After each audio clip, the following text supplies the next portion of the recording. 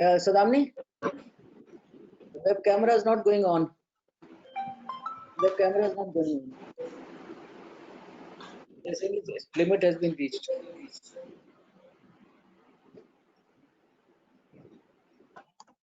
Hi, I'm facing the same issue. I'm getting a limit on the webcam that we can't access it.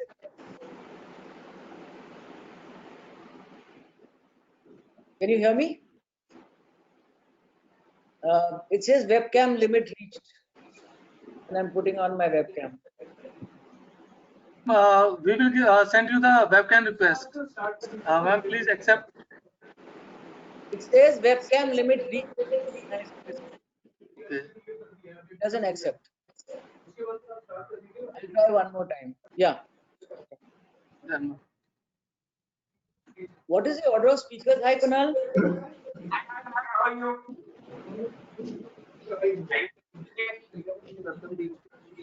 What is the order of speakers?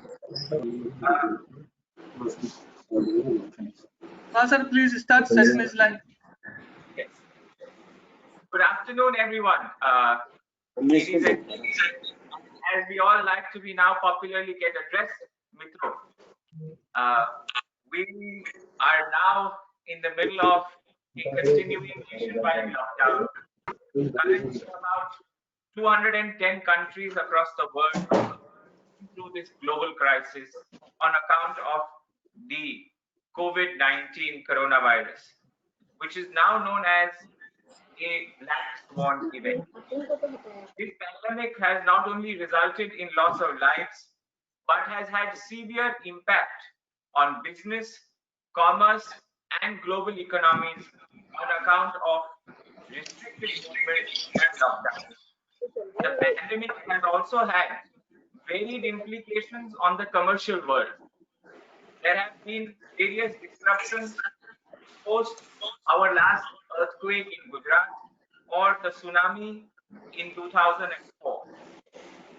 This nature of disruption which COVID-19 has caused around the world, it has brought the situation to a virtual world. Bottom line for any commerce is to grow its contracts entered into with the parties. It is a realm of obligatory situations. Reciprocal obligations arising out of the Indian Contract Act, which was formulated in 1872. The parties must perform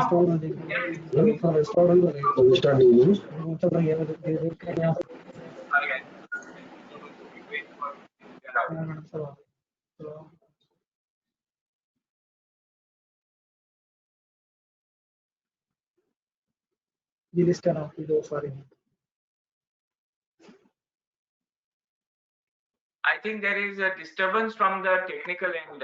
Can we mute that side, please?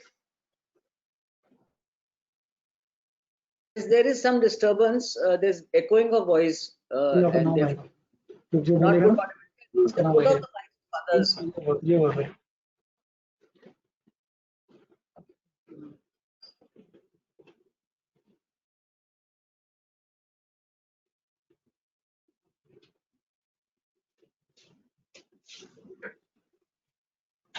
All right. My apologies for this aberration.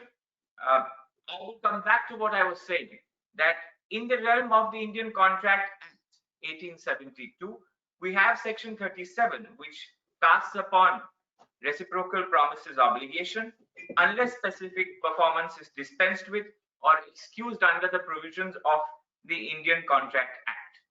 On account of this pandemic, the situations may arise in catena of commercial contracts wherein the parties have, without any fault on their part, not been able to perform their obligations under the contract.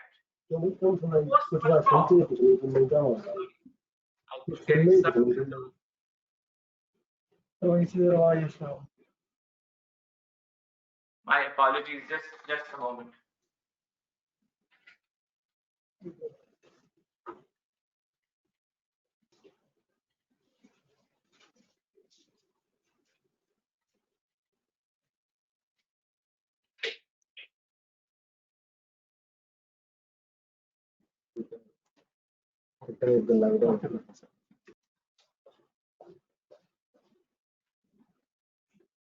We'll wait. My apologies again. We'll wait for the technical team to just sort this background noise out.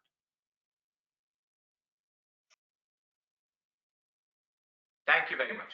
I can see that is sorted now. Coming back to what I was saying, on account of this pandemic, the situation now that we see is most contracts are not being performed without any fault of any party.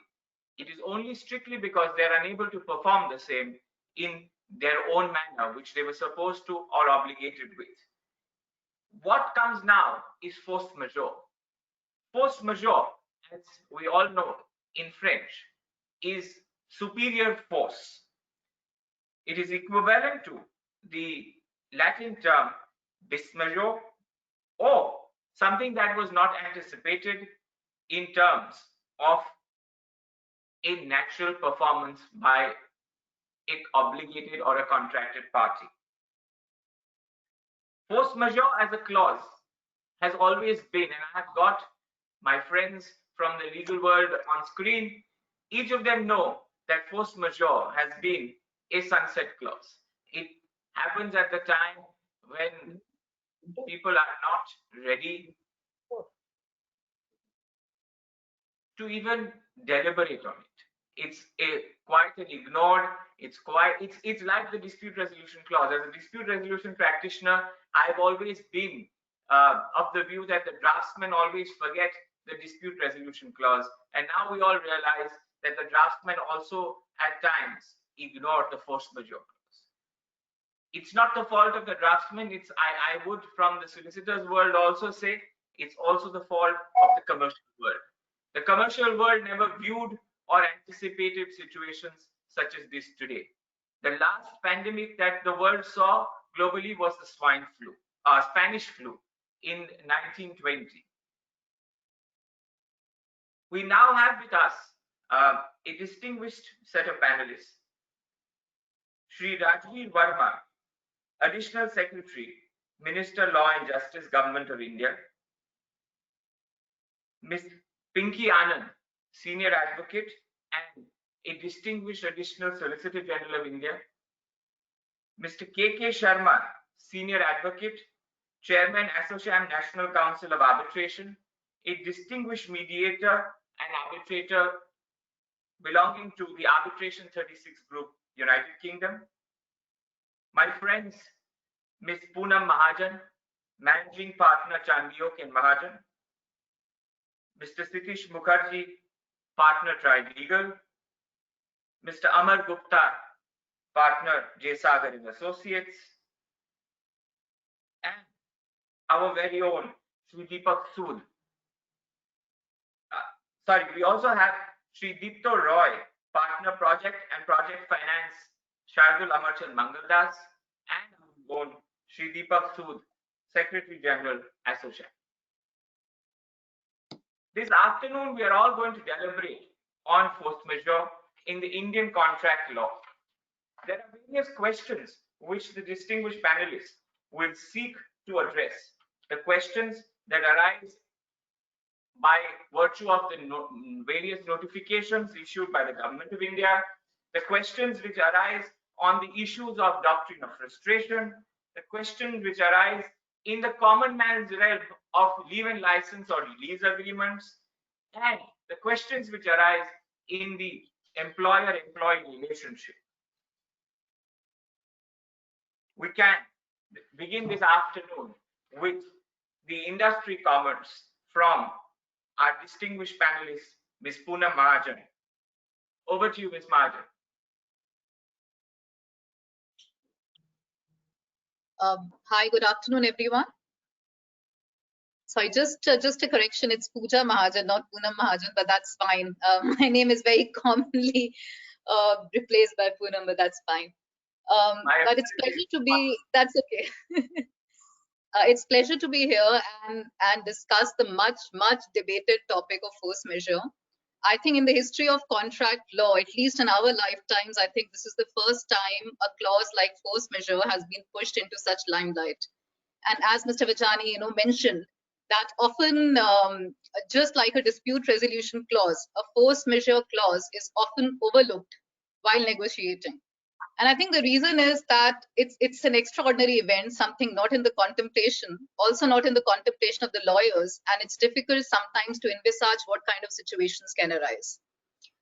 Before we delve into this topic, I think it's very important to understand that the very basis of our business transactions, the very basis on which the business world is bound, is the principle of sanctity of contracts. Pacta sunt servanda, which basically means agreements must be kept. So when contracts are breached or performances are not, if the parties don't perform, the law also provides for remedies, the remedies which could be in the form of a specific performance or could be in the form of damages. So this is what the basic principle is. But the law also recognizes that in certain cases, in certain circumstances, there may be limitation on this performance. And it would be either unfair or inequitable to make parties responsible for an event which was not in their control. And that's where the principle of force majeure comes into picture. Now, since this is a limitation on the basic principle of sanctity of contract, there are two ways in which this limitation operates. One, it can be a limitation found in the contract itself. And that's where force majeure clause comes into picture, where the limitation on the general principle of sanctity of contract is found in the contract itself. The second limitation can be a limitation which is not there in the contract, but a limitation which the law prescribes. So for instance, Section 56 of the Indian Contract Act, which deals with frustration of contract, is a principle which is not there in the contract itself, but it's a limitation which is prescribed in the statute. And there is a very basic distinction between the two and the way in which these two limitations are interpreted by courts. So let's move on to the first category of force majeure, which is a limitation prescribed in the contract itself. Now, the Indian Contract Act does not have any definition of force majeure. As Mr. Vijani mentioned, some of the principles of force majeure can be found in Section 32, which deals with contingent contracts. But essentially, a force majeure is a clause, a commercially negotiated clause in the agreement, which puts a limitation on the general obligation to perform. Since it's a contractual provision, it is governed solely and wholly by the contract and the wordings which are used in the contract. Now, what does a force majeure clause do? Typically, and I would be using this word typically a lot while talking about force majeure, because like I said, it's a commercially negotiated clause. The parties are free to put whatever they want to put, commercially negotiated wordings in the force majeure clause. Typically, the force majeure clause would either suspend the obligation to perform for a certain period of time, or it can provide or give a right of termination to a party in case of occurrence of a force majeure event. And in certain cases, both. So the parties may have a right to suspend the obligation and the parties may have a right to terminate as well. The question which is often asked is that in what circumstances can I invoke a force majeure clause? Is COVID-19 a force majeure event? Can I use COVID-19 to suspend the performance of my obligation? The simple answer to that is look at the terms of the contract. Look at the terms of the contract to first see whether there is a force majeure clause or not. If there is no force majeure clause in the contract, the principle of force majeure cannot really be invoked. You have to then move on to frustration. The first thing you should check is whether the party invoking the contract is even entitled to invoke the force majeure clause. There are many contracts which may give a right to only one of the parties to invoke the FM clause. For instance, a supply contract for supply of certain goods may only give the right to the supplier to suspend the obligation to supply and may not give any right to the purchaser to invoke the force majeure clause. And this is one of the factors which was looked into recently by the Bombay High Court in the case of Standard Retail versus Global Corporation. which was decided recently in April in the context of COVID-19. Now, in this case, the supplier was ready with the product, was ready to ship the product, but the purchaser tried to invoke the force majeure clause and say that I am not obligated to purchase it. One of the factors that the Bombay High Court looked at was the applicability of a force majeure clause on the purchaser. And looking at the terms of the force majeure clause, it held that purchaser in this particular case at least does not have the right to invoke the force majeure clause. So that's the first thing that needs to be checked. The second thing that you should check is whether the reason for non-performance, whether that reason is covered as a force majeure event. Now, a force majeure event in commercial contracts can be defined in two ways.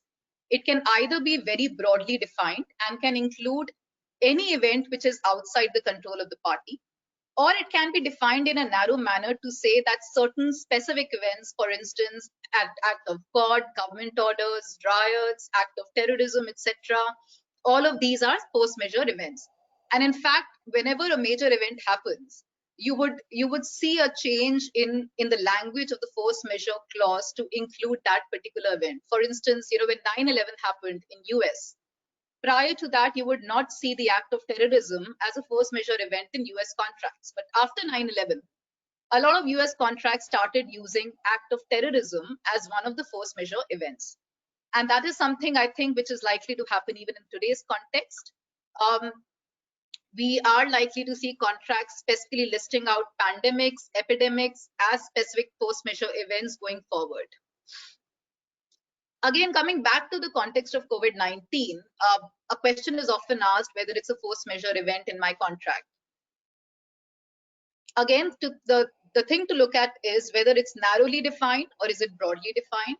In case it is narrowly defined, it arguably, in some cases, can fall as an act of God. A force majeure event typically would include an act of God in most cases. Even if it doesn't fall as an act of God, certain consequences of COVID-19 can still be covered as a force majeure event.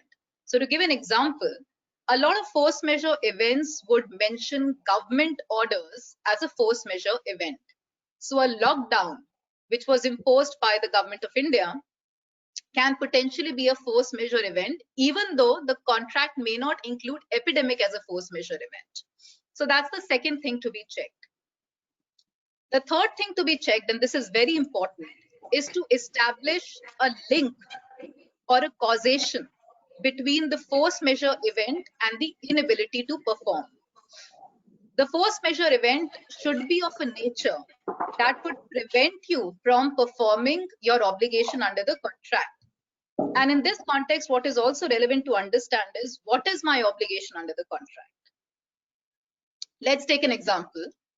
Let's take an example of a contract between a manufacturer and a purchaser for supply of business suits. And let's say there is a force majeure event which is applicable to both the parties. It does not limit itself to only supplier.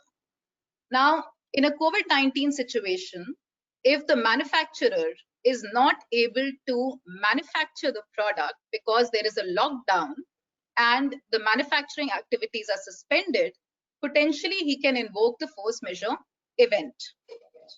On the other hand, let's take an example that for whatever reasons, the manufacturer is able to manufacture and supply the business suits, but the purchaser is not willing to purchase. And he's not willing to purchase because he does not have the money anymore because of COVID-19. All his cash has dried up, or his business model has changed. He feels that in these circumstances, who will buy business suits anymore? So he thinks it's commercially unviable now to perform the contract. But in this particular case, his obligation to purchase or his obligation to pay may not actually be suspended. And the reason is that in a supply contract, the supplier's obligation is to supply, which can be suspended in case the supply is not possible.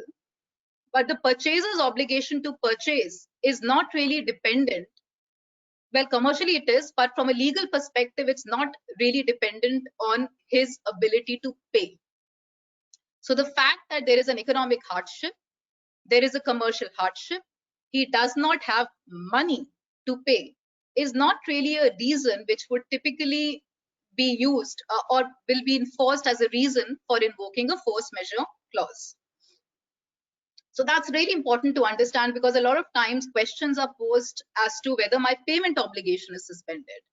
And generally speaking, of course, it depends on the terms of the contract. The payment obligation itself may not get suspended unless you can really claim a disruption of a banking system where you're not able to transfer money, for instance. The last thing that you should look at is whether there is any specific procedure which needs to be followed by you before invoking a force majeure clause. And if there is, then that procedure has to be followed before you can invoke the force majeure clause. Do bear in mind that since this is a limitation to the general principle of sanctity of contracts, these clauses are very strictly interpreted by the courts. And that's something which the Supreme Court has upheld, that these clauses and force majeure clauses have to be interpreted in a narrow manner and not in a wide manner. Now, what happens if your contract does not have a force majeure clause? Imagine we have 2 minutes for you. Imagine, sorry to interrupt, we have about 2 minutes for you.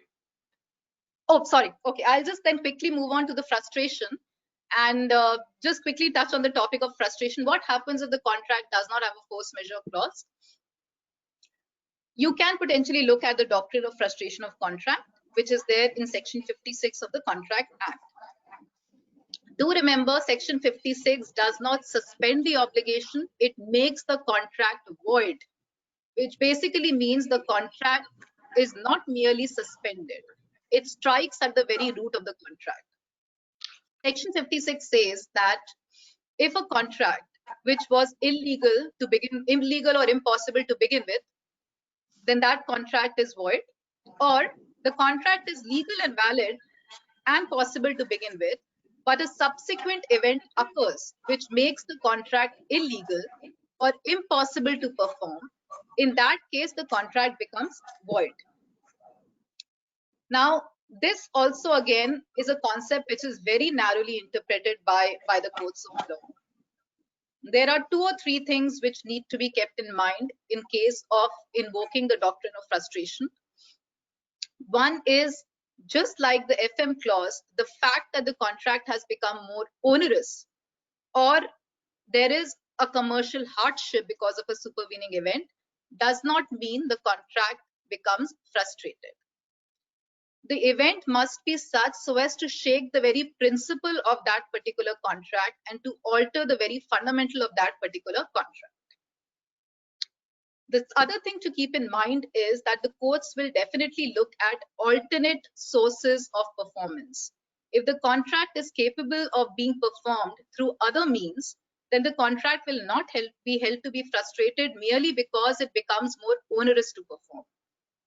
There's a very famous English law case on this, where the contract was for supply of groundnut oil, and the regular shipping route was the Suez Canal route. Because of certain blockade in Suez Canal, the goods could not be supplied through the usage of that canal, making the contract very onerous for the supplier. And the court in this case held that there is an alternate means. There is a Cape of Good Hope which could have been used by the supplier to supply the goods. And so long as there is an alternate source available to perform the contract, you really cannot say that the contract has become void. The third thing to keep in mind is that, and this is especially relevant in the context of COVID-19, is that the event which is temporary in nature is usually not considered to be something striking at the root of the contract, unless, of course, time is of the essence of the contract. And in the context of COVID-19, we all hope that this is temporary in nature. We all hope that the lockdown is temporary in nature. And keeping that in mind, I personally believe that it may be difficult to use Section 56 in the context of COVID-19 unless it can be shown that the time is of the essence of the contract. And I'll give one example here. Let's say I have a contract with the event manager, event planning company, to organize a birthday party on 2nd of April 2020 with 1,000 people. Time is, of course, of essence of the contract. The birthday has to be organized on 2nd of April 2020, and the event needs to be organized with 1,000 people. Now, this particular contract, when the lockdown was declared, when the gatherings were restricted to under 10 or under 50 in certain circumstances, the minute that happened, that particular contract became void because it became impossible to host or organize an event of that nature. So in this case, because there is a time factor involved in the contract, you could potentially invoke Section 56 of the Contract Act. But otherwise, where time is not really of the essence, it'll be very difficult to invoke COVID-19 in the context of frustration of contract. And I just want to end the session before moving on to the next panelist with a recent Delhi High Court judgment of Ramanan versus Dr. Girish Soni. I'm sure all of us have read that judgment by Justice Pratibha Singh in the context of rent, of course, where the principles which have already been upheld by the Supreme Court were reiterated to say that in the context of lease deeds, the concept of frustration of contract would not apply for the simple reason that a lease is an executed contract. It transfers the interest in the property at the first instance itself. And in such cases, you may not be able to invoke Section 56 of the contract. Of course, if there is something different in the contract itself, that's a different issue altogether. But Section 56 itself, you may not be able to invoke in cases of the lease deeds where tenants do not want to pay for the lease.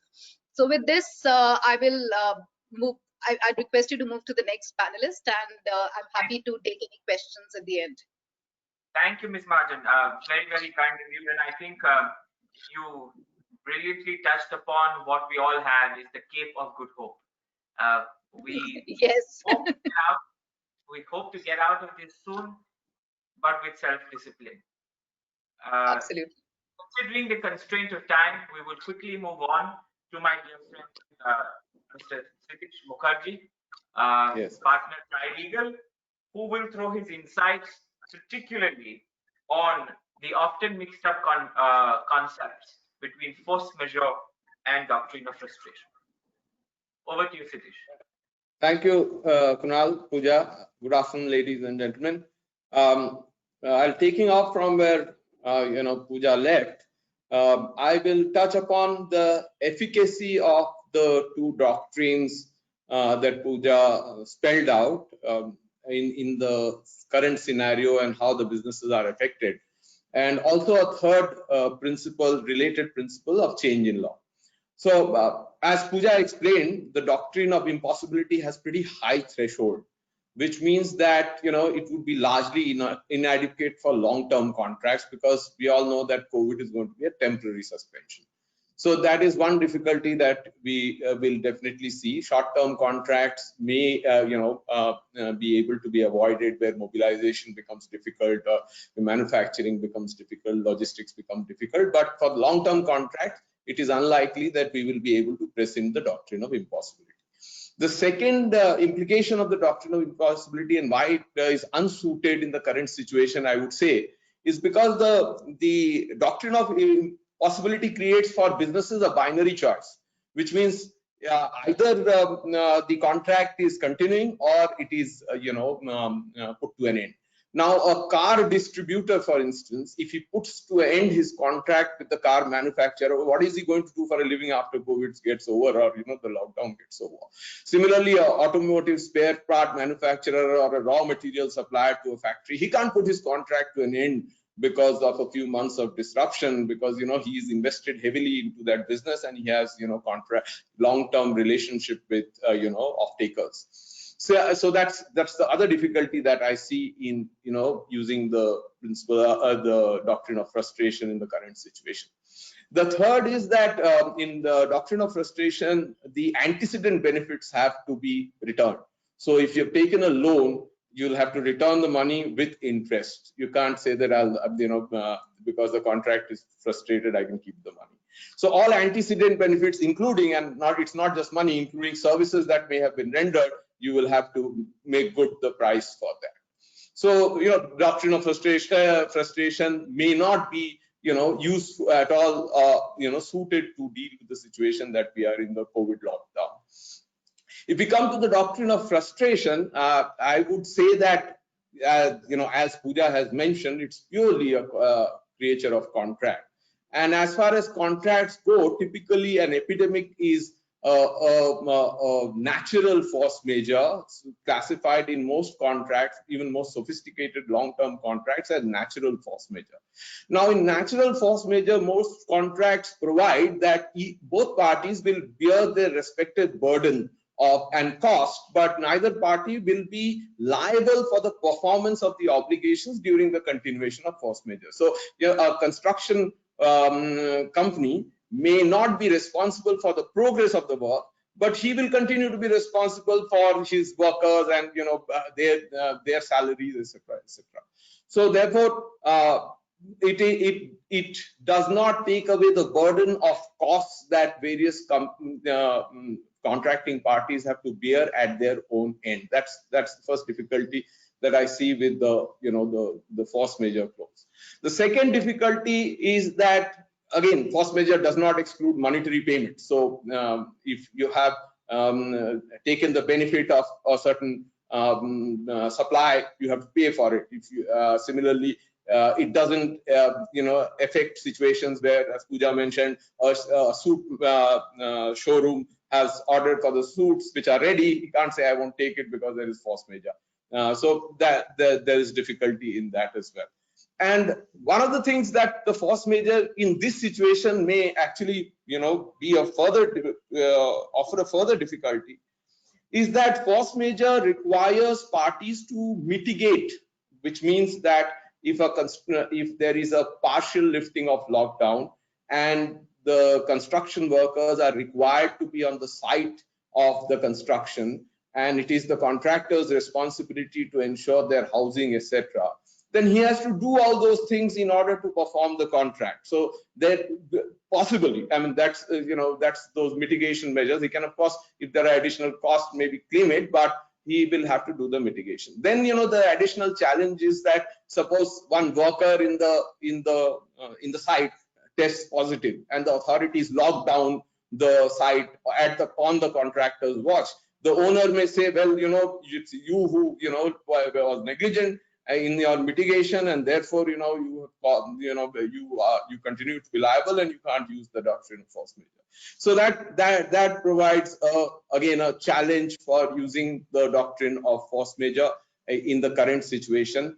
I believe, frankly, that both these legal principles, and I'll just touch upon, before I go to my concluding remarks, I'll also touch upon change in law. Now, change in law is a clause, again, which is typically available in contracts where a certain situation which emerges as a result of a legal fiat leads to additional costs for one party, which he can claim from the other party. For instance, in a power purchase agreement, a change in law clause, if it makes the cost of generation higher, then the generating company can claim it from the distribution company.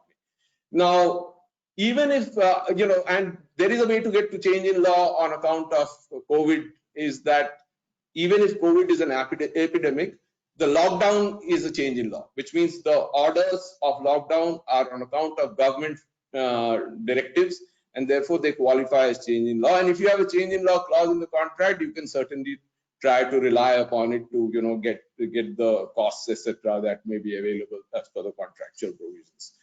But and that of course means that both the other thing about change in law that one needs to be examined is that in a change in law situation, if both parties have recourse to change in law, then what happens in a lockdown directive? Both parties have a problem with performance, so it may cancel out each other, and that's something that needs to be seen. What I believe is that this is a situation where the entire supply chain of the commercial world is broken. Undoubtedly, unquestionably, the commercial world is the biggest collateral damage of this humanity's fight against the COVID virus. Force majeure, impossibility, change in law, these are doctrines that will allow a certain kind of disruption in a certain area with regard to one part of the supply chain, and they will facilitate the relief for the affected party. But in a situation where the entire supply chain is affected and there are different impacts on different people. So taking the suit suppliers example again, the suit supplier may insist on the performance, but he should keep in mind that the suit purchaser may insist on the performance, but he should keep in mind that the supplier is also badly affected. So industry bodies like ASSOCHAM, etc., they could come up with certain principles of risk allocation. My suggestion would be, and between various players in the value chain in a particular industry. So the automotive part manufacturer, the automobile manufacturer, the distributor, the entire value chain can come together and decide on certain guidance for risk allocation between the players in that industry, such that the burden does not unduly fall on one party, where the law is not able to provide recourse, as we have seen, or the recourse that the law is providing is limited. This is not something which is unknown. The UNCITRAL trade laws, they have a provision called the hardship provision.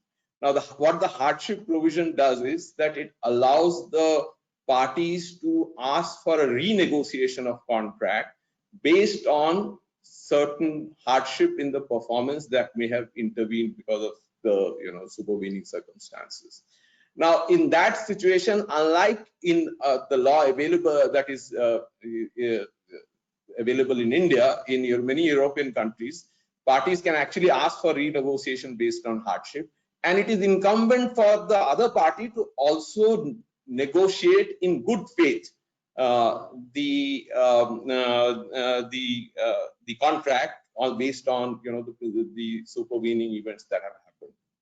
And if the parties do not negotiate in good faith, it also allows the courts to come in and actually align the contract based on the new realities. So one is for the government to look at a policy like this. The other is for the industry bodies to actually get together in their various industry groups and try and do a model risk allocation between different parts of the value chain. Because I clearly believe that the reliefs that are available under the extant legal principles may not be adequate for the situation that we are facing. Thank you very much. Thank you very much, Satish. May I only request all the following panelists to try and restrict to the time allocated. We now move on further with what Satish said. The current situation is quite alarming, and it is important for each of us to analyze and assess the commercial ramifications of COVID-19. The current situation of lockdown, whether it can be considered as a force majeure or in the current jurisprudence, is there a distinction where we can bring in what Satish brought in, the concept of hardship? We now have with us Mr. Amar Gupta, partner J. Sagar and Associates, who will throw some light on these moving concepts from force majeure to hardship. Over to you, Mr. Gupta. Good afternoon, ladies and gentlemen. It's a pleasure to be here. I hope you and your families are safe and healthy. These are uncertain times. What future holds for us, we do not know. The pundits and gurus all over the world in various areas are trying to predict the future, and all of us are racking our brains to figure out what future holds for us. But one thing is quite certain, that the ongoing contracts and the contractual relationships will experience tremendous amount of stress because of the hindrance and the disruption which have been caused on account due to the epidemic and the consequent lockdown and other preventive measures which have affected business operations across all sectors. more so, glaringly so in automobile, aviation, transportation, hospitality, but every other sector will experience the impact. It will only be the difference of degree. The speakers before me, Poonam and Sitesh, have done a thorough and exhaustive analysis. What I will do is I will summarize the discussion so far. The three scenarios emerge from the discussion that have taken place until now. The speakers have first provided us with a scenario where the contract contains a force majeure provision. It also includes within that provision the epidemic or pandemic, call it what you please.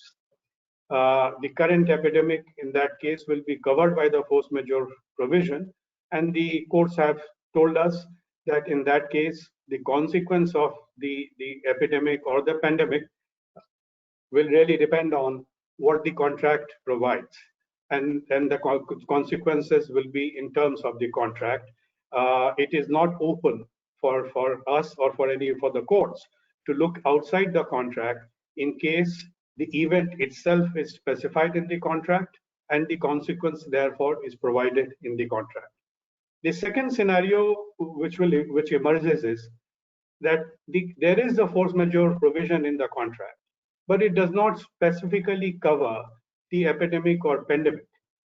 Sitesh told us that in that situation, one could look at the change in applicable law provision, or as Poonam told us, that act of God could be another expression under which the current crisis can be brought in.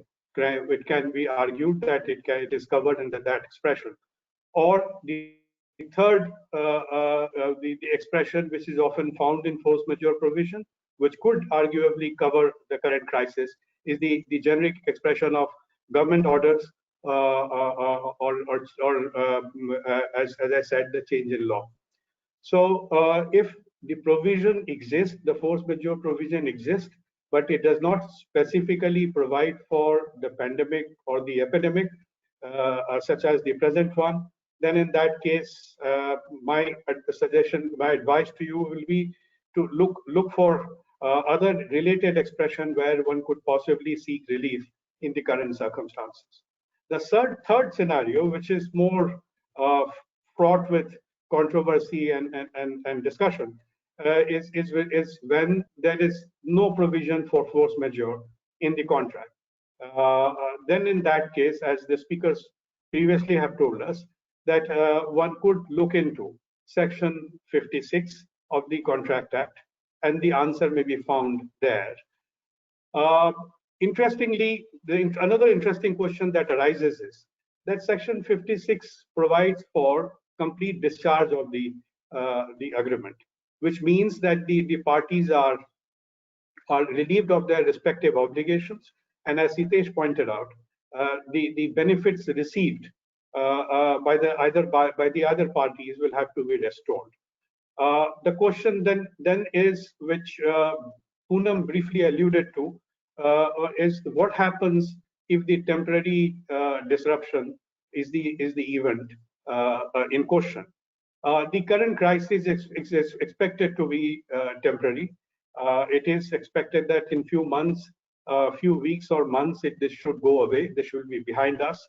And then at best, what the parties would have suffered, contracting parties would have suffered, would be the temporary disability to discharge their obligation under the contract. The question that arises is that what happens if this is a temporary disability and not a ground of frustration and discharge under Section 56 or the provision in the contract. Typically, most sophisticated contracts will provide for extension of time or deferment of payment obligations. If these provisions are there for temporary disruption, then the contract provision itself will provide us the answer, and the courts will be guided by that. If the temporary inability to perform is not provided for in the contractual provision, then arguably one could say that contend that this provision should be read into the force majeure provision on the principle of business efficacy. Then the next question that arises is that what will be the consequence of temporary disruption or temporary inability to perform under Section 56? Under Section 56, the text of the section does not provide for temporary inability to perform, but the illustrations do. There is an illustration which gives us an indication that the legislature had within its contemplation even temporary inability to perform. There is an illustration E which provides for a singer who was not able to perform on certain occasions due to illness, and the illustration says that for those occasions the contract will be discharged. For the rest, it will remain a subsisting obligation, effective obligation, and parties will be liable to perform. So there is room for us to read into Section 56 even temporary impairment of ability to perform and deferment of obligations. The last point which Poonam spoke about, Pooja spoke about, was with regard to the lease. The recent judgment of Delhi High Court is quite clear, and if the lease contains a provision for relief of rent, relief from payment of rent or related obligations, then in that case the relief will be available. Otherwise, it will not be, because Section 56 does not apply. There is another doctrine they referred in the judgment, which I believe is unlikely to arise in most cases, which is the doctrine of suspension of the lease. That doctrine cannot easily be enforced, because that will be suspension is only allowed in case the disposition is on account or interruption is in use is on account of the failure of the landlord. Now, having given you the scenarios that would emerge and the possible answers that you may find in the contract, my recommendation to the business community would be to reconcile to the situation. The both sides of the contract will have to take a pragmatic view, and rather to throw the contract asunder, dash it to the ground.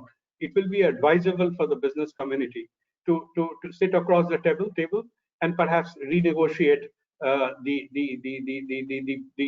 contractual obligation, because, and I say so because this is unprecedented. Nobody in few weeks ago, 8 weeks or 9 weeks ago in December, when you were holidaying with your families in the winter break, nobody would have imagined that few months down the line we will be in a situation we are. So it has to be in the spirit of conciliation. A pragmatic approach must be taken by the business community, and the other recommendation for the business community, which Sitesh has alluded to, is that there should be advocacy for some kind of policy measure by the government to bring uniform resolution of contractual issues arising on account of this crisis. That is all from my side. Thank you very much. Thank you, Mr. Gupta. And it is wonderful how you put in a white flag on the Cape of Good Hope, by both in the legal realm as well as by mentioning, or at least mentioning, to say that hopefully in the few weeks we will have this behind us. Inshallah. We now move on to one of the most interesting and difficult situations that we have now is finance. We have news reports this morning where we see that the foreign funds have now started to cut their holding in the government bonds. The FPIs are fleeing out of the Indian bonds. Borrowing is now going to get difficult, or rather more difficult than what it was before. We have Mr. Deepto Roy, Partner Project and Project Finance, Shardul Amalchand Mangaldas, who will throw some light on this finance world. Over to you, Mr. Roy. Sorry, Mr. Roy, I think you are muted. Yes, you are. Now? All right, great. Thank you, Kunal, and very good morning, good afternoon to everyone on the panel and to everyone participating in this. As I think the previous speakers before me have discussed in great detail, we are living through an extraordinary circumstance. We are facing situations which none of us had anticipated and have experienced in through fairly long and detailed careers. And at the same time, from a legal as well as commercial prospect, there's going to be a lot of disruption. There's going to be a lot of changes, which as practitioners and as members of the industry, we will have to consider. I think from an overall perspective, what is most important in a situation such as this is the availability of revival finance and the ability of putting cash flows into companies so that they are able to maneuver beyond what is already a protracted situation. I think even considering companies which were relatively less leveraged, which had significant assets when compared to their debt positions, these 2 to 3 months have been extremely disruptive, because I don't think that anyone anticipated a situation where your cash flows will literally go down in certain cases to zero. And what has happened is that even well-capitalized, well-funded companies with significant internal accruals are today facing situations where finance is difficult to get hold of, where effectively they need cash flows from a working capital perspective. And there are, from a legal and regulatory perspective, 2 or 3 things which have been done, which would play a big role in the going forward of industry, and in particular infrastructure, which is what I specifically practice. One of them is the sort of the ongoing moratorium which has been declared by the Reserve Bank of India. What is important to note is that while the moratorium is a moratorium on principal repayment, it does and interest repayment as well, it does not excuse you from the payment of interest. So what will happen is that there will be an interest accumulation which will then get distributed over principal payments over a period of time. What that does is that effectively result in an increase of the debt burden, but at the same time it also deprives financial institutions of cash flow at the present moment. And therefore, there has been a slew of measures which have been taken by the government of India to ensure that there is funds available, there's liquidity available to the lending institutions. A large part of the financial stimulus which has been declared and announced by the government of India revolves around providing credit at affordable margins. And there are sort of 2 major buckets of which is of interest to the industry. One of which is the entire bucket around the MSME segment and the availability of loans with limited collateral. Now, again, I think one of the issues that industry will face, and we will have to talk about at some stage, is that these are credit. These will stand out as indebtedness in the books of these companies. And while you will have this accessibility potentially in situations where you wouldn't have been able to lend, in the absence of a specific directive from the government, this will still accumulate as debt and this will still have to be paid back. Can the government consider a situation such as the United States, where a particular part of this debt can be converted into grants from the government if it is used for specific purposes? For example, if it is used to repay or if it is used to pay wages for the period of the lockdown, is something that is something that should interest the industry. It should be something that requires a fair amount of consideration.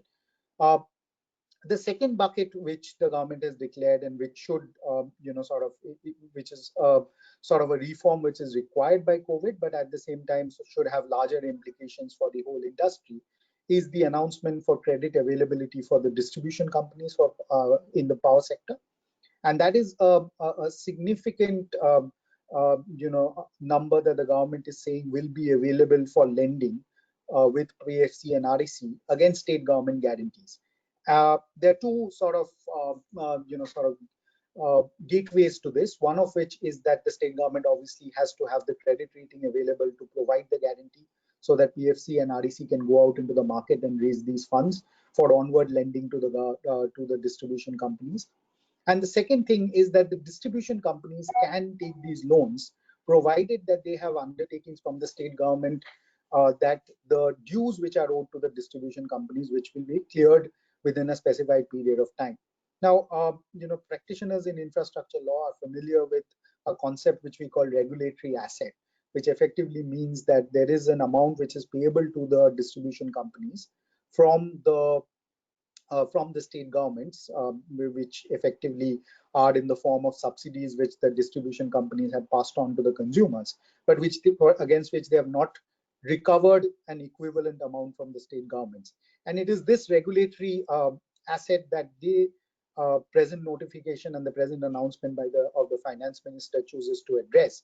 Because what it says is that the attempt would be to reduce this regulatory asset to a significant degree. And against that, the distribution company will be paid amounts, which will then in turn be used by the distribution companies to pay the generating companies and settle the dues which they owe to the generating companies. What is expected if this thing, if the scheme works out as planned, is create a significant amount of liquidity in the electricity sector. Generating companies have had have been in trouble, not just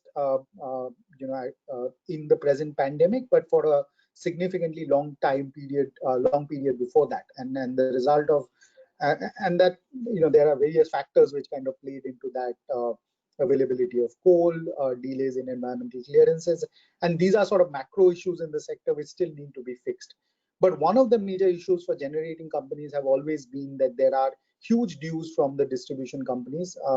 The amount is something in the region of 94,000 crores, and the COVID-19 crisis actually hit power generating companies in two different ways.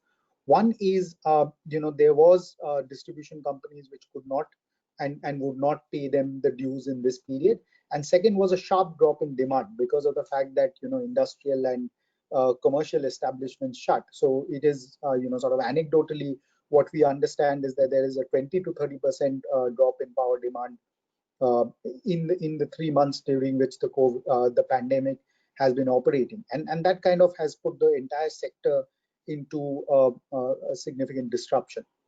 So what do we sort of anticipate from a financing perspective? We have about 2 minutes more for you.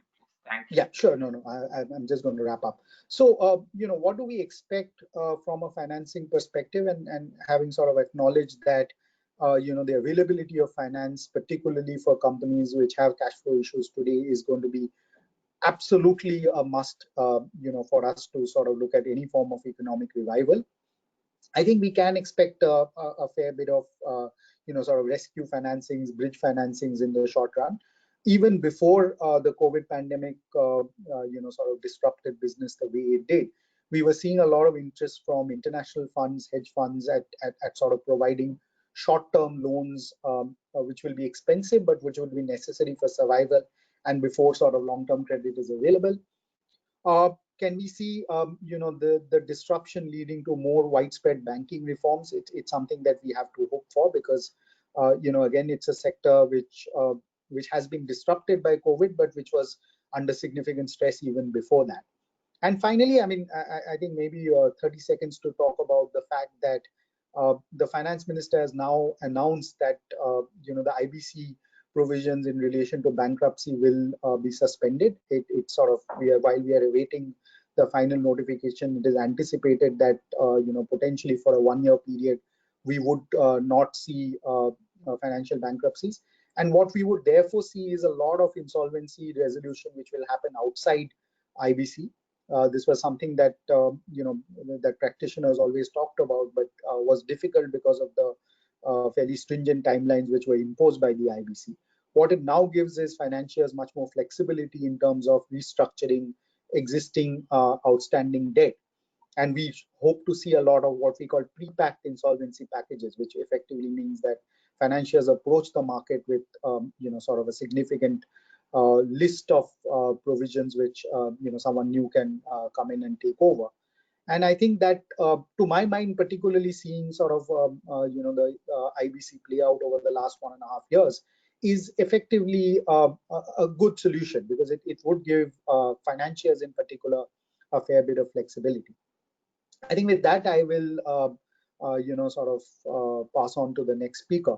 And thank you very much. Thank you, Mr. Roy. Thank you, Mr. Roy. And it's fantastic to see how you focused on the power sector to light up the situation. I repeat, and I always repeat, proof of the pudding is in the eating. There's much being rolled out. The experts would hope. What's in for us. Mr. Sharma, I'm going to request you to be a little shorter and brief, because we have only time up to 15 minutes past 1. Mr. Kunal, I have to be shorter because in any case, there's nothing left for me to speak. So in any case, I have to be shorter. Everybody has covered every topic now, all this complications stuff, nothing remains to discuss. But anyway, let me give a small history about this law. An expert is always brief. The force majeure law is an exception to the very old maxim which Pooja has said. This very old maxim is called pacta sunt servanda. This is an old maxim. This force majeure is nothing but an exception to that, and it means that every contract which you enter into with the party must be honored. And as I have gone through the history of this force majeure, I have seen that the Roman and Latins and the Greek were very, very particular about it.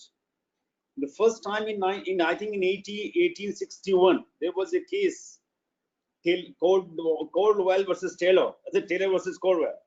That time the British court has recognized this exception, but they still did not loosen the grip over the maxim, pacta sunt servanda. They said contract must be performed, whatever the case may be. And I think even today, I must state, we go to the Supreme Court judgment list 2017. Everybody knows the judgment. This is the energy watchdog judgment. Everybody knows that. In that, Supreme Court has said that unless the fundamental basis of a contract is changed, the force majeure has no applicability. You cannot invoke it. Same time, they also held that the force majeure and the doctrine of frustrations are not applicable in the same breath. So that case still holds good, and even today in this, if you see that today's pandemic and this lockdown situation, the law is that to what extent your business contract had changed, to what extent this has affected your business. Has it really stopped you? Production has stopped because of this. The distribution has stopped. The kind of contract you have entered into, if the basic has not changed, so then the force majeure is not applicable to you. So meaning thereby that every contract, whether it's a power contract, whether it's a supply of coal contract, whether supply of any other material, maybe by transport contract or any kind of a contract, unless it is very, I think, debatable. Every contract you have to see first before you go to the court or before you ask for the force majeure, whether the fundamental basis of the contract remain unchanged or changed. That's important. Secondly, the doctrine of frustration is by default. It's a narrow application. And doctrine of frustration is an exception to this law, which came in 1872 in the Indian Contract Act. But the force majeure was in existence much prior to that. Since 16th centuries, the Roman started the pinch of this for performing the contract, despite the situation was not favoring and it was not possible for them to perform. So therefore, I mean, I will not comment on it what the Pooja has spoken or Mr. Kshitij has spoken, but because there's nothing left for me to speak except two things, that these two principles of law cannot be invoked together in the same case. Number one, if you have pleaded the force majeure, then force majeure you have to see whether what is the state of the contract. The contract basic have been changed, or has this lockdown has affected that contract? Whether you have been able to get the labor to for the constructions, for the manufacturing, or whatever the industries you have. And if nothing has affected you, or it is a very temporary, then you cannot. You may ask some kind of a concession. I was doing a case before the panel of arbitration, and in that matter, some gentleman has asked for the we had to invoke the clause force majeure. He said because there was a death of chief minister of a particular state, and for 4 days the state there was lockdown in the state, strike was there, we were not able to work it. So we want the compensation towards that, and that should be given down.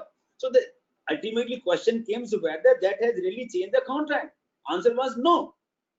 So therefore, the basic things after all discussion taking into consideration by all the honorable speakers and learned speakers, the question is, this lockdown, this pandemic ultimately boils down to one point, whether each and every contract where you will be seeking the force majeure, will you want to invoke the force majeure? You have to see, opposite party is going to ask you what is the change in the contract, whether it has changed or not. That's important. And as far as the force majeure is, sorry, the doctrine of section 56 is concerned, this is a very narrow escape. This is narrow, application is very narrow compared to force majeure. Right. So thank you very much. I don't think I can add what because the next speaker is very learned. I want to hear actually her. Just I'm waiting for my just waiting this morning. Pinky is here, so over to Pinky now. Thank you, Mr. Sharma. Thanks for cutting you short. The underlying industry word is that bilateral arrangement needs to be re-looked at. You have to take a pragmatic approach, sit on the table and analyze. Corridors of the courts will yield you nothing. No, that is regarding mediation. They can sit together. That is a separate issue, which I had written yesterday. I read an article on that. It's coming in the press tomorrow and the day after. That is a separate issue altogether. That is between two parties. They can agree whatever they want to agree. That's a mediation kind of. But as a law is concerned, that is a separate issue. Yeah. So if we move out of the corridors of the court, what we always look at is our sovereign, the sovereign government, and face of our sovereign government strong in the corridors of court and on the podium of the court is Ms. Pinky Anand, learned Additional Solicitor General of India. Yes. Over to you, Ms. Anand, from the government perspective of where we see this going. Thank you, Kunal, and good afternoon, everybody. One thing I will say that there is a wide difference between people who litigate and people who are partners of prestigious law firms. I like the enumeration given by all the partners of the law firms because they really dealt with the actual live situations as to what could be the impact vis-a-vis certain contracts. And they've outlined, while we talk about leases, they are talking about industrial contracts, etc. But I must say the notice is visible, which is a very interesting one because you only see this across webinars when you sit down and across conferences. So I can see that all the lawyers are working towards this issue because it has become one of the paramount issues. You have an unexpected situation. By all standards, it falls within one or the other, Section 32 or Section 56 of the Contract Act. But the scope of law has been laid down. I'm not going to go there. What I want to do is to just encapsulate two broad thoughts. One is a legal viewpoint, and most of it is expounded. I will just summarize it in 2 lines. I'm known for editing. I don't believe in, I believe in time allocations, and I've been advocating that too, which goes a long way towards expediting everything. And the second is a Belfarian measure. Sorry, the third, I did have a third. And the third, which he spoke, Kunal, in fact, set the keynote for it by saying discussion. What we all need to do, considering there is a crisis, and sometimes there may not be a legal solution, or there may be a legal solution, but it doesn't take you anywhere. And ultimately, you have to be, it has to be left to the parties to relook at it. So I'll just pinpoint that for a brief moment. So these are the 3 broad scopes of my thought. And I won't go to Satyabrata, and I won't go to Energy Watchdog, etc. 2017, KK Sharma has very nicely dealt with it by Lord Justice Nariman's judgment. I think the legal sphere is defined, but it is not as clear. I would imagine that normally as an academic, you would say that force majeure, a pandemic should be a force majeure. Because without going into the legal aspect for a moment, by saying that some event has happened which makes performance, if not impossible, at least suspended or some disability imposed, and therefore possibly. but there are the confines of law. And the law envisages a contract to be performed, and force majeure and frustration are exceptions. And those exceptions, as KK said rightly, have been narrowly construed, so you have to strictly construe them. So the broad policies and the contours of that have been set out in the various judgments, including the C judgment of the House of Lords, and of course the Energy Watchdog, which talks about the multifactorial approach. So it's not as if an epidemic has happened or an act of God has happened and that is enough. So you have the event which makes the performance impossible or at least difficult. You have the major question actually is the causal link. The causal link ultimately of the inability to perform and the consequential issue of force majeure and or frustration, as respectively defined. Force majeure is within the contract, frustration is outside the contract, and a subsequent issue. So causal link again is a very important issue as to, even if there is a pandemic, even if it comes within the concept of broadly force majeure, does it qualify as an event which could mitigate your performance or allow you to dilute your performance on that count? And I think that is a test which has to be met, because very often what is pleaded in the causal link is hike of prices, non-availability possibly of alternate sources of obtaining that. Alternate sources, of course, has been defined, and if you have that, Energy Watchdog itself says if you specify a particular country, that's one thing, but if you specify you will get coal at X price, which is a non-escalable price, then you will get it at that price from anywhere. It doesn't have to be Indonesia from where there's been a change of law in the PPPs. So broadly, that is the legal approach, and there are a couple of other like mitigation. Coming to the second part, the welfarian measures, I think all of us have visualized and seen this as a complete calamity and a pandemic, and so beyond the purview of the legal measure of the law, what should not the claims vis-a-vis courts. And Kunal rightly said, what are you going to get ultimately if you go to courts? Commercial disputes are not really meant for disposal by the courts, and that too because ultimately you want the contract to be performed, possibly you want a time extension, possibly you want some kind of mitigation, you want some kind of renegotiation. That's the third aspect.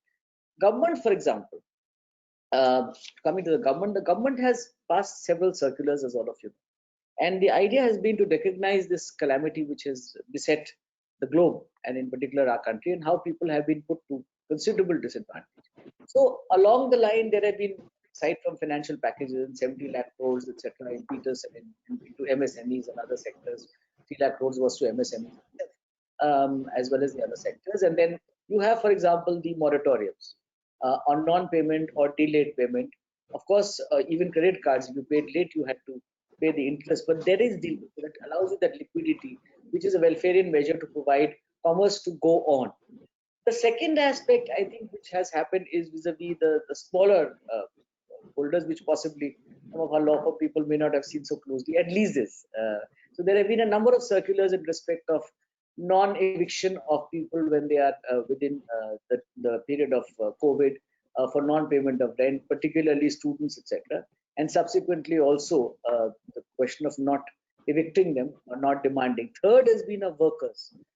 Again, that workers who have been working, which includes domestic workers also, should be paid their salaries, etc., and their wages irrespective of no work. So the no work, no pay principle has been diluted. As I said, this comes outside totally different category of welfarian measures which the courts have adopted, and the government rather has adopted. The fourth category, which I think is of the extreme importance, is as I think Sitesh or Amar had mentioned, in most of the infrastructure contracts, there is a provision built in for time extension or imposition of cost or penalty for time extension along with that. Now, that is a feature that the government has very closely looked at, because for infrastructural projects, it is very essential to actually have them completed, and you can't really have them left in the lurch, because the alternatives itself can prove to be very antithetical to the progress itself of the country. So I just outlined to you, for example, one of the circulars of the government of 13th of May 2020, where in respect of the force majeure clause itself, the government clarified that disruption in supply chains due to spread of coronavirus will be covered under FMC, which could be invoked wherever considered appropriate, following the due procedure stated in the manual, etc. And then goes on to say it is recognized that in view of the restrictions placed on the movement of goods, services, and manpower on account of the lockdown situation prevailing overseas and in the country in terms of the guideline, of the MHA and the respective state and UT, it may not be possible for the parties to the contract to fulfill contractual obligations. In respect of public-private partnership concessions contracts, a period of the contract may have become unremunerative. Therefore, after fulfilling due procedure and wherever applicable, parties to the contract may invoke FMC for all construction/works contract, goods and services contracts, and PPP contracts with government agencies. In such event, the stipulations, etc., which had to be completed shall stand extended for a period of not less than 3 months and not more than 6 months, without imposition of any cost or penalty on the contractor or the concessionaire. It is in this light that I think it becomes extremely imperative that the welfarian measures adopted by the government do put some kind of a quietus to this hiatus which has been caused on account of the COVID-19 pandemic, because an extension itself would serve the purpose to a much larger degree than any kind of cancellation or revocation of the contract, which would come as a consequence of the frustration would be. The final feature which I had mentioned was regarding the infrastructural contracts. But before I go there, there has been, for example, a completely very novel development by the Supreme Court itself in respect of its plenary powers to extend limitation in respect of all issues. And this has been passed under Article 142, so it is binding law. That itself gives a provision in the same welfarian mode to look at the overall hardship and not vis-a-vis a particular party or particular parties to a contract. Finally, the impact of the lockdown protocols on infrastructure and development project is anybody's guess. We are going to see slow growth. We are seeing slow growth.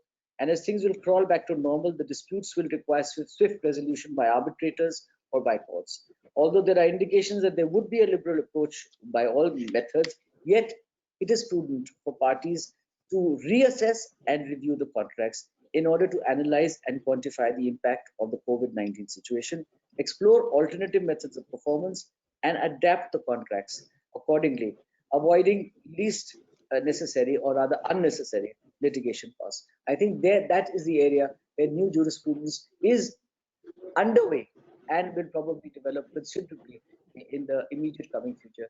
So with that, thank you, ladies and gentlemen, and thank you very much, Kunal, for hosting this as usual. It's always a pleasure.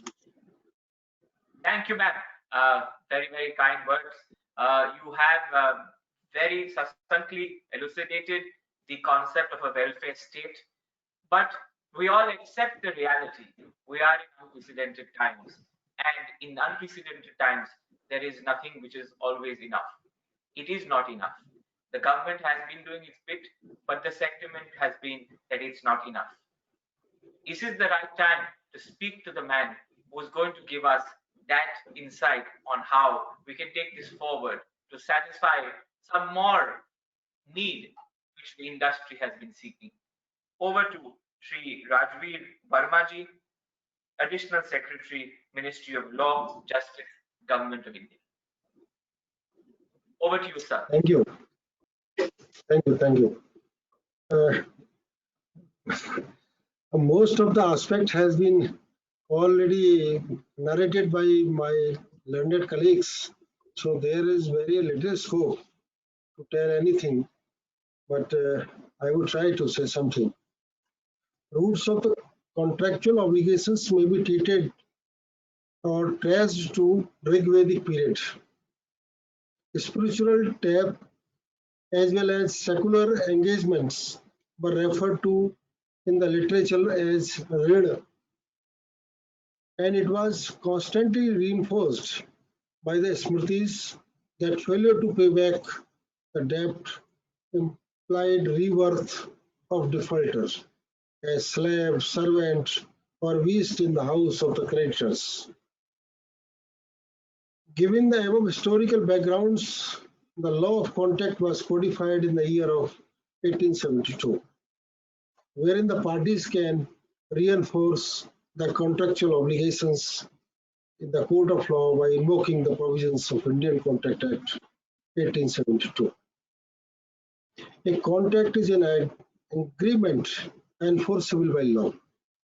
In order to be enforceable, the agreement must satisfy the requirements given under Section 10 of the Contract Act, and those requirements are explained further in various other relevant sections of the Act. After having satisfied all the above requirements stated, the parties entered into lawful contract. Once contract came into existence, it has to be discharged, either by way of performance of contract or breach of the contract. No contract have indefinite period. Generally, in all commercial contract, force majeure clause is included to provide that on account of event related to act of God or force majeure, parties of the contract may not be held liable for non-performance in time. Supreme Court in the case of Energy Watchdog versus CERC 2017 has analyzed the scope of force majeure in PPT contracts. Force majeure is governed by the Contract Act insofar as it is relative to an express or implied clause in a contract. It is governed by Chapter 3 of the Contract Act, dealing with the contingent contracts and more particularly Section 32 thereof. Insofar as force majeure event occurs, divorce the contract. It is dealt with by a rule of positive law under Section 56 of the Contract Act, Section 32 and 56. I may like to read. And 32, enforcement of contracts contingent on an event happening. Contingent contracts to do or not to do anything if an uncertain future event happens cannot be enforced by law unless and until that event has happened. If the event becomes impossible, such contracts become void. Section 56 says that agreement to do impossible act. An agreement to do an act impossible in itself is void. Contract to do act afterward becoming impossible or unlawful. A contract to do an act which after the contract is made become impossible or by reason of some event which the promisor Hello. Sir, actually we have another webinar, so we'll have to close the session. Okay. Thank you. Yeah.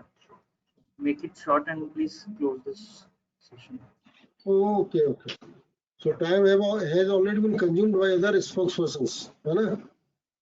That's right. I will directly come to law of contract in India. The law in India has laid down in seminal sessions and seminal decision of Satyavrata Ghosh. What was held by the word impossible has not been used in the section in the sense of physical or literal impossibility. The performance of an act may not be literally impossible, but it may be impracticable and unless from the point of view of the object and purpose of the parties.